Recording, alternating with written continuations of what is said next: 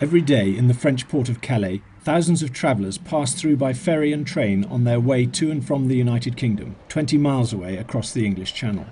But for hundreds of migrants from Africa, the Middle East and beyond, Calais is a miserable dead end.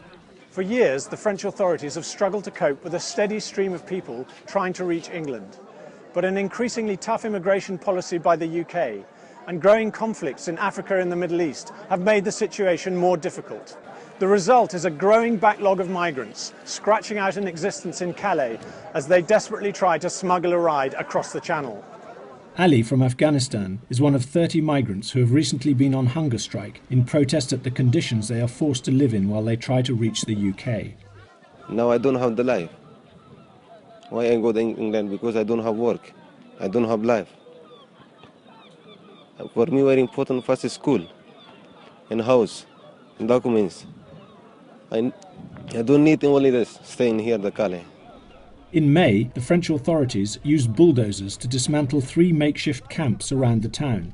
They said there had been an outbreak of scabies in the camps that threatened public health. There has been no permanent camp with proper facilities for the migrants since Britain won agreement from Paris 12 years ago to close down a Red Cross centre at Sangatte outside Calais. But the migrants keep coming, from Sudan, from Syria, from Ethiopia, with some 800 now said to be in the Calais area. Many have been squatting at a food distribution point near the ferry port. As Thomas from Eritrea complains, the conditions are squalid, with just 1 water point and 3 toilets. When I enter this place, you see this area, everyone is problem. There's no food, there's no toilet. Everyone is, if you go chances out, the police is going to beat also, the arrest also. That's problem, it's difficult. Me, last time police beat me like that, it's like this, man. Me, I'm sick as a man. The migrants make daily attempts to get to England by smuggling themselves onto trains travelling down the Channel Tunnel or onto trucks taking the ferry to Dover.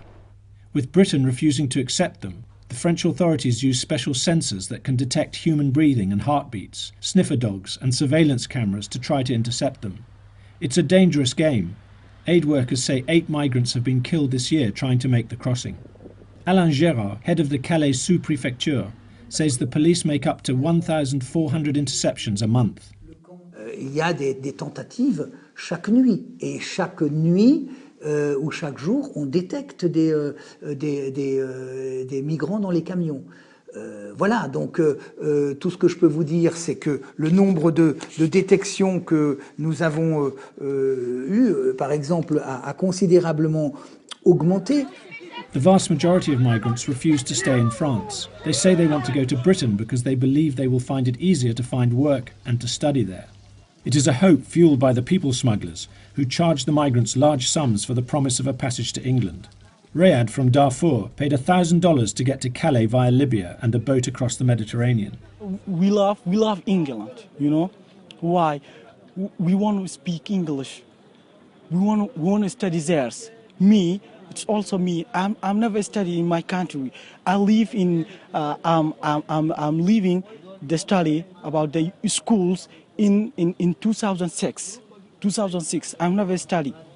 The dream of a better life in Britain is too often an illusion, says Christian Salomé, who works with a French charity assisting the migrants. As far as we are concerned, we don't see the solution because these people think that the life is better somewhere else. It's false, but they must go to the end of their dream to see that it is false. The origins of the misery in Calais lie thousands of miles away in countries suffering from government oppression, civil wars and deep-seated poverty. The migrants here just want a chance to carve out a new life in the peaceful and prosperous West. But as long as the UK and other European governments remain determined to restrict immigration, the plight of the people here in Calais looks certain to continue. Hugh Carnegy, The Financial Times, Calais.